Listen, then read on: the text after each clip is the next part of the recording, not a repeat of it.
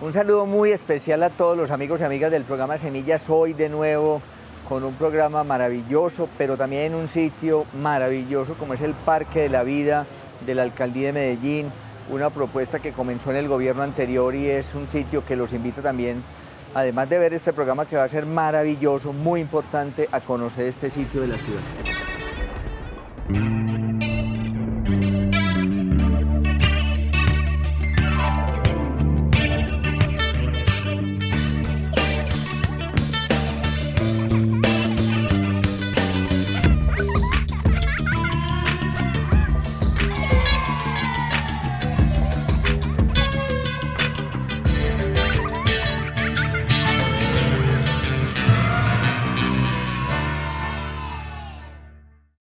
Luis, y tú lo acabas de decir, hoy con un tema muy importante, la salud mental de nuestros niños, niñas, adolescentes y jóvenes, muchos elementos para que conversemos en familia, para que conversemos con las comunidades.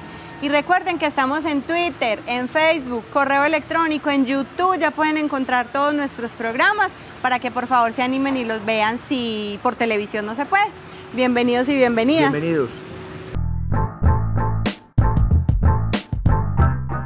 Nos encontramos en un lugar hermoso, el Parque de la Vida, y justamente para hablar de un tema muy importante que tiene que ver con la vida de nuestros niños, niñas y adolescentes, queremos darles la bienvenida a estos invitados tan especiales. Juan Diego, decano de la Facultad de Psicología de la Universidad del CES, Juan Carlos, jefe de posgrados de la Facultad de Psicología de la Universidad del CES, por supuesto Luis, mi compañero, y Daniel, que es un joven estudiante de la UPB que hoy nos va a dar también su punto de vista y su mirada pues como en este tema tan complejo. Qué rico estar acá nuevamente compartiendo con ustedes. Bueno, a mí me alegra también, Marcela, muchísimo estar en este sitio por varias cosas. Lo primero, porque es un sitio fascinante, tiene una infraestructura muy linda, muy digna de esta ciudad, y me alegra muchísimo porque yo tuve mucha incidencia, y lo digo en primera persona, desde el gobierno de Salazar, en que existiera un sitio como estos. Y esto es un sitio de esos que a veces la ciudad no conoce y que vale la pena conocer. Y con Juan Diego comenzar por una pregunta: ¿qué es salud mental? Que uno a veces lo confunde con enfermedad mental o cree que el problema de salud mental no tiene que ver con los niños, sino que ese es un tema de adultos. ¿Qué es eso? Bueno, Luis, pues a ver, te cuento que yo soy profesor de un curso de Psicología y Salud Mental y durante todo un semestre nos hacemos esa pregunta. Incluso al final no resolvemos la pregunta, pero podría decir lo siguiente: salud mental normalmente ha sido identificada como aquello que está digamos, en contravía con la enfermedad, ¿cierto? Para poder definirla de cierta manera, podríamos decir, incluso para poder hacer como la oposición a ese concepto de enfermedad, que tiene que ver con el despliegue de capacidades, de potencialidades de las personas y con una condición de bienestar subjetivo de cada uno, niño, niña, adolescente o adulto, para poder realizar las funciones, tareas y aquellas condiciones de vida que les sean favorables y positivos. ¿Cómo estamos en salud mental? Luis, pues a ver, digamos que en salud mental uno podría decir que bien, por una razón. De 10 personas, según los estudios, hay 6 que jamás desarrollan enfermedades. Hay 4 que sí lo hacen. Obviamente, cuando las personas se enferman de algún trastorno mental, eso termina siendo bastante, digamos, doloroso y bastante sonoro, pero habría que empezar a pensar en aquellos que efectivamente han desarrollado condiciones saludables para proteger su salud mental y para tener condiciones adecuadas, más allá, obviamente, aunque hay que atenderlos, pero más allá de esos asuntos de las personas que se patologizan y que se enferman también desde el orden de lo mental. Hay una pregunta muy importante, sobre todo ya en lo que tiene que ver con nuestros niños, niñas y adolescentes, Juan Carlos, y es: ¿cuáles son como esas afectaciones o esos síntomas o esas situaciones que empiezan a evidenciarse en los niños y en las niñas y que pudieran darle pistas a una familia o a cualquier persona para entender que algo está sucediendo, digamos, en ese concepto amplio de su salud mental? Dentro de la amplísima gama que uno puede tener en problemáticas en salud mental, yo sugeriría a los padres que para poder llegar a una detección temprana de cualquier problemática que pueda existir con sus hijos o con los niños que tengan a cargo o adolescentes, es necesario, antes que nada, acompañarlos, estar con ellos, estar presentes en las actividades cotidianas, saber cuáles son los compañeritos con los que sale, saber qué es lo que hacen el día a día. Mejor dicho, es poder dar cuenta de quién es su hijo o quién es la persona que está a cargo y qué tipo de vivencias está teniendo. Ser un real acompañante. Ser un real acompañante. ¿Por qué? Porque uno puede dar una lista enorme de posibles síntomas que indiquen problemas, pero si uno lo deja solo en una lista, eso se convierte en un problema, porque si yo no conozco a mi hijo y tengo una lista al lado, cualquier cosa va a ser problema. Entonces, más allá de pensar en síntomas que puedan llamar la atención, es si yo como papá estoy cerca de mi hijo, si yo como papá o mamá conozco con quién está, qué hace, cómo siente, cómo vive y cómo se comporta, voy a ser capaz de detectar cambios en el comportamiento que a mí me llamen la atención.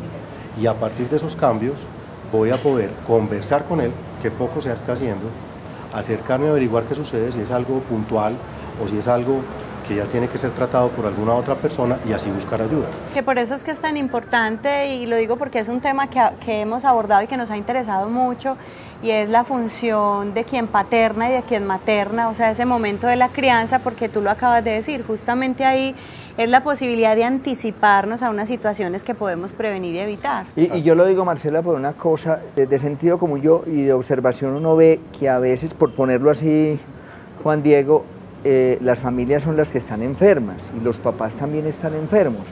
Y lo digo porque finalmente el abordaje, el acompañamiento que se pueda hacer en un niño va a ser muy importante porque evita esas consecuencias, digamos, posteriores, de adultos, sí, que a veces ya son irreversibles. Sí. ¿O qué piensas? Sí, de acuerdo. Y así como la familia, también el contexto, ¿cierto? En últimas, uno como persona, niño, adolescente o adulto, es un efecto, o digamos es gran parte consecuencia de eso que hacen con uno, claro, los adultos y el contexto. Obviamente también uno es autónomo y tiene posibilidad, incluso desde siendo niño, de tomar decisión en ciertos asuntos. ¿En relación con qué? Si me angustio o no por algo. No necesariamente uno tiene que tener una estructura ansiosa o depresiva para asumirse como tal. Incluso los niños pueden decidir si hacen o no hacen cierto tipo de comportamientos o asumen cierto tipo de cosas. Pero creo que lo que vos decís, Luis, digamos que da cuenta de cómo los fenómenos, tanto en la salud como en la enfermedad, y específicamente en los asuntos mentales, no solamente le corresponden al individuo, aunque obviamente le corresponden a él, sino que tienen causas bastante significativas en el entorno familiar. Por eso tan importante lo que dice Juan en relación con, digamos, con la identificación de los factores familiares de protección y de acompañamiento, porque eso es realmente lo que permite o tener niños y niñas saludables o tener niños y niñas que pueden tener grandes afectaciones. Bueno, lástima, se nos acabó el tiempo, aquí me están diciendo, y volvemos con Daniel para que nos cuente, con Daniel para que nos hable mucho. Ya volvemos luego de esta pausa. Muy bien.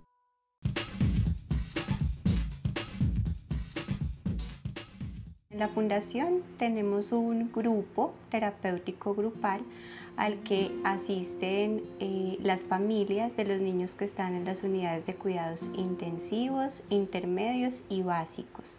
Lo que buscamos en estos grupos es ofrecer a estas familias un espacio donde ellos puedan relajarse, como decimos nosotros, recargar sus baterías, desahogar el estrés, la angustia, la ansiedad, la desesperanza que muchas veces los está acompañando en este proceso de ser el soporte de sus hijos en estas unidades. Es un trabajo corporal muy sencillo donde ellos van a poder descansar al mismo tiempo que se contactan con sus hijos. La mamá y el bebé inicialmente son uno.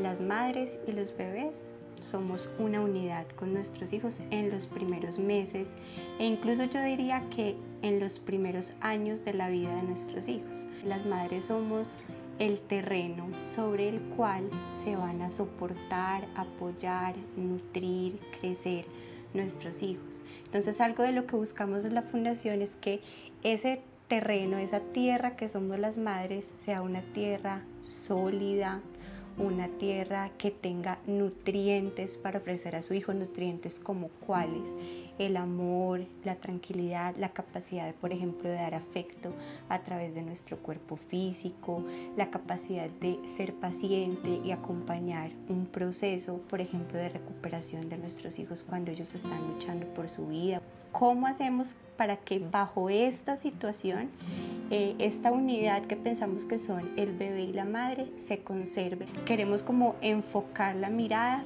en eso, en cómo enfrentar el desafío de la mejor forma posible, haciendo usos de los recursos de esa madre, de esa familia y de ese bebé.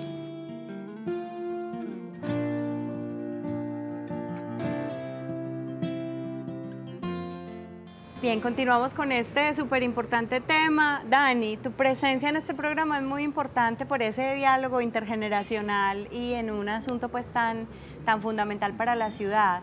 ¿Cuál es tu opinión como estudiante, como joven, en este tema tan amplio de la salud mental en los niños, niñas, adolescentes y jóvenes? Primero que todo, muchas gracias por la invitación. Pienso yo que desde las universidades deberíamos estar trabajándole más a la etapa de la infancia y la primera infancia, porque es un tema que en realidad no se toca mucho en la universidad. Se trabaja más que todo la salud mental como a nivel histórico, cómo se ha atravesado, pues. sí, cómo se ha atravesado a través del tiempo, desde antes de los tiempos de UPA hasta acá, pero en realidad no se trabaja en contexto.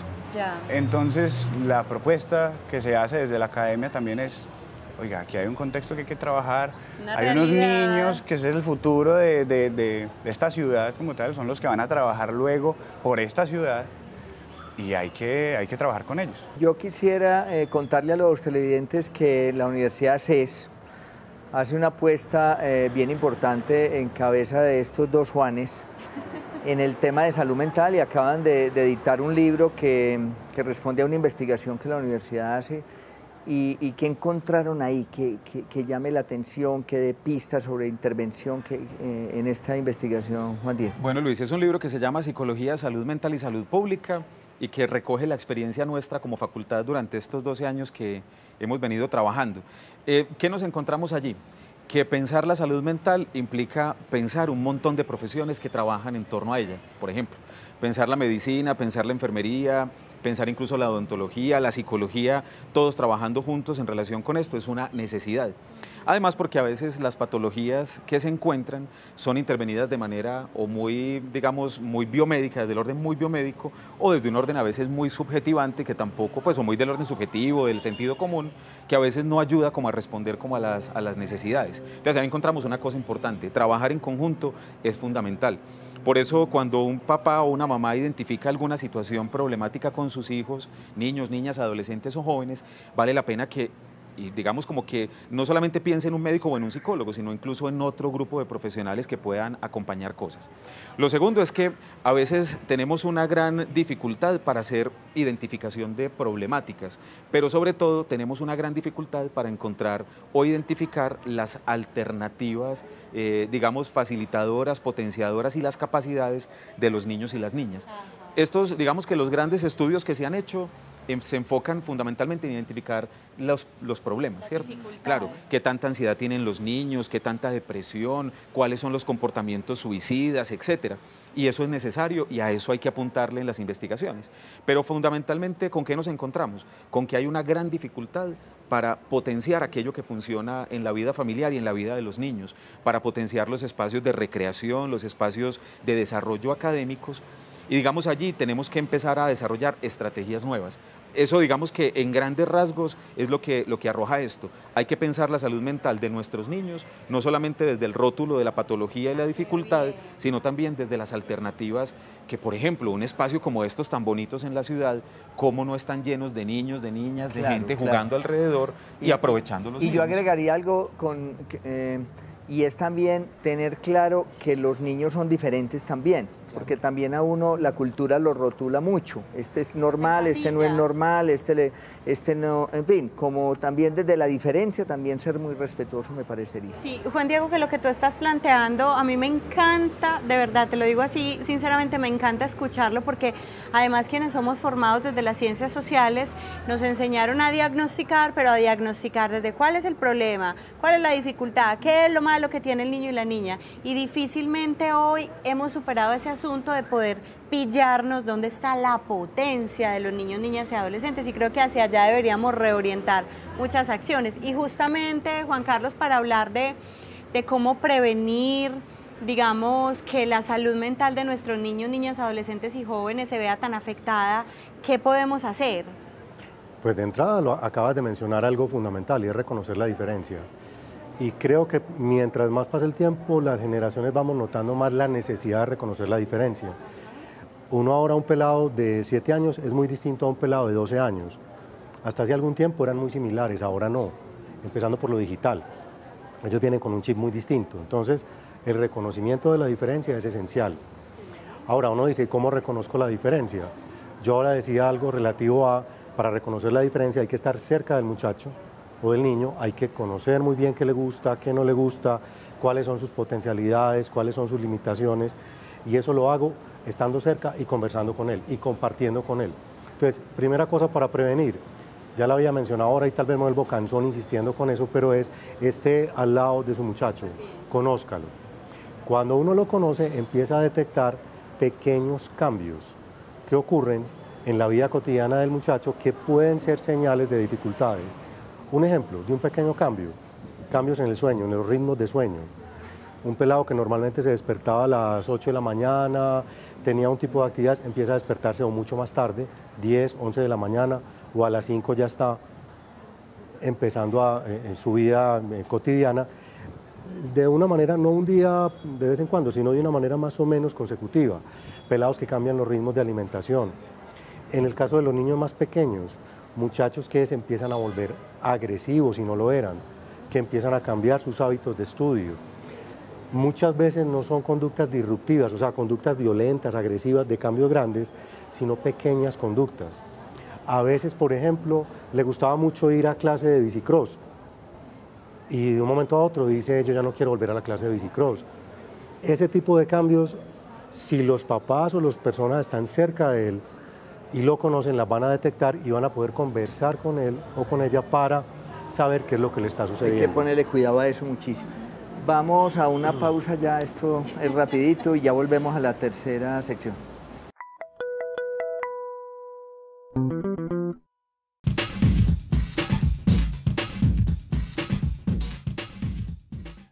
La salud mental es un proceso complejo que implica el compromiso de los adultos por ayudar a los niños a que logren desarrollar al máximo las capacidades para que puedan encontrar sus propias habilidades y puedan hacerse responsables de sí mismos y responsables de vivir en un mundo para compartir con otros. Y para eso creo que es fundamental que los adultos puedan comprender que los niños pasan por diferentes momentos a lo largo de su vida, que esos momentos requieren pues como una conexión emocional con las necesidades que son distintas en cada etapa de la infancia y que en especial requieren de una sintonía emocional en la que los adultos puedan comprender ese mundo de los sentimientos y ese mundo en el que los niños están haciendo un esfuerzo por construir una visión de sí mismos, de los otros y del mundo en el que están y en el que les toca vivir. Los papás y los acompañantes de los niños en ese proceso de construcción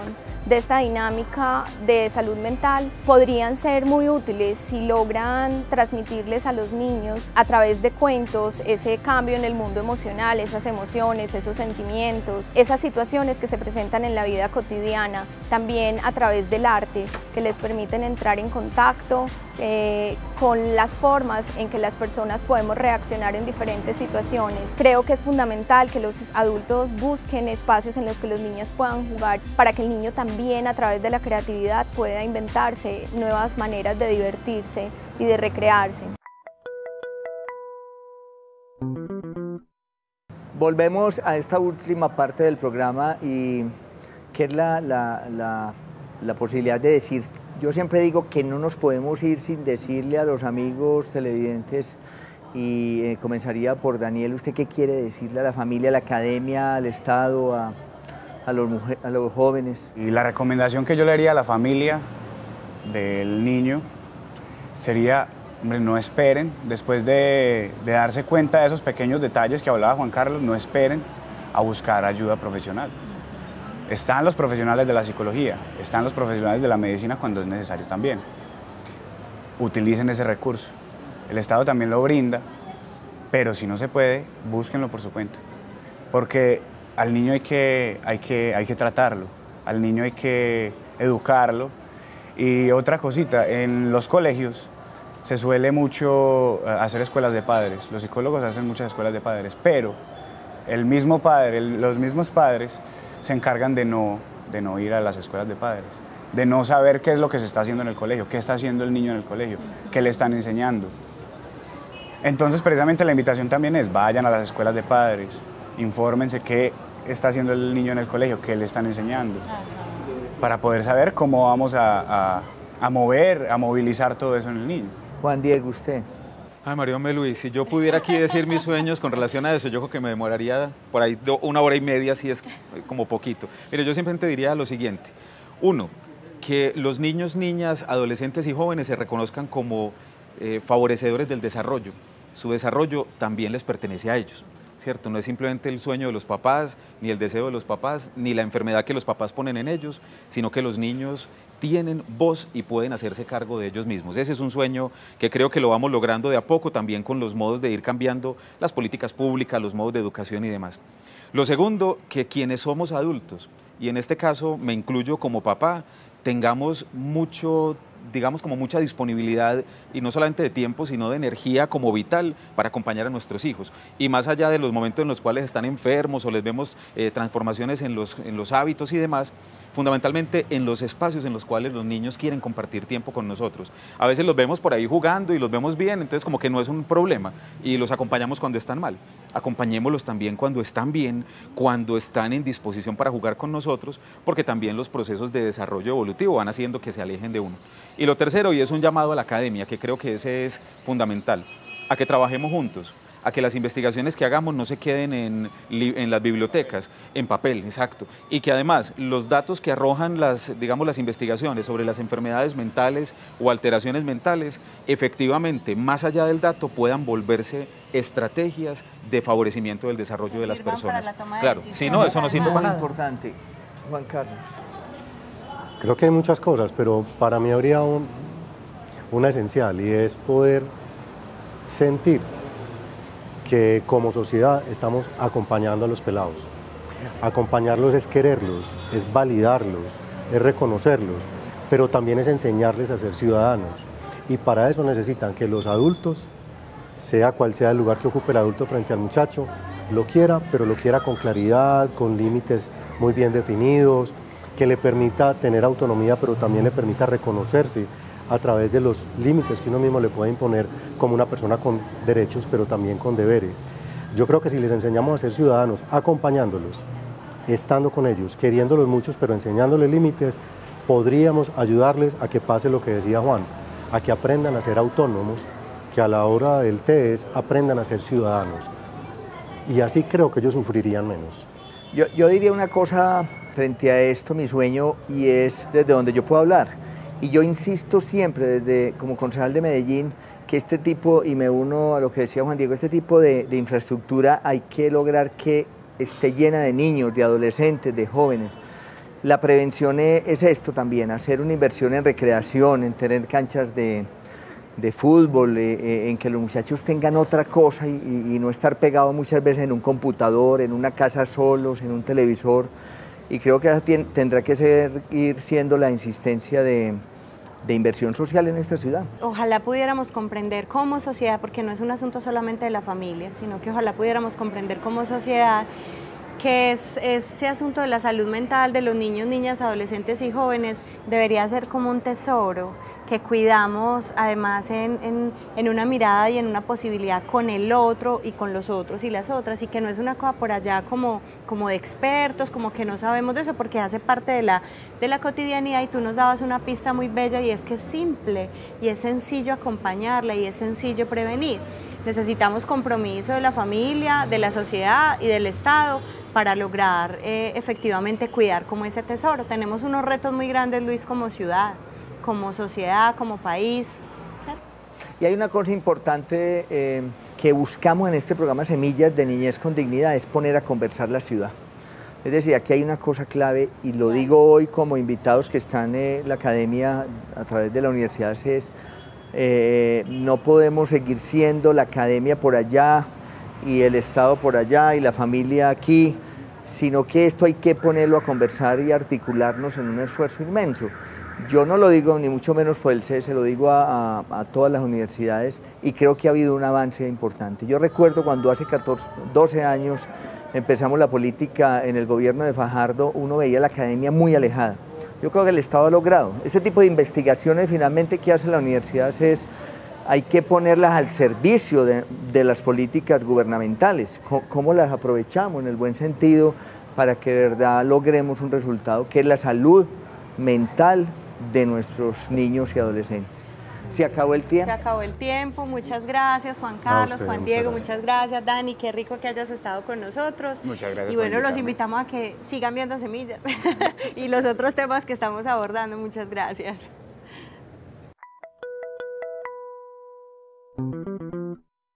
Amigos y amigas, llegamos al final de Semillas, un agradecimiento inmenso, en primer lugar al Parque de la Vida, un proyecto que coordina la Universidad de Antioquia, a Juan Carlos, a Juan Diego, el decano de la Universidad del CES de Psicología, a Daniel, nuestro joven aquí invitado, y a ustedes por acompañarnos.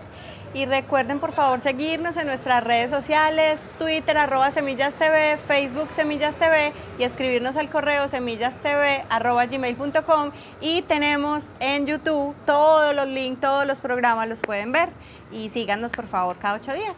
Bueno. Chao.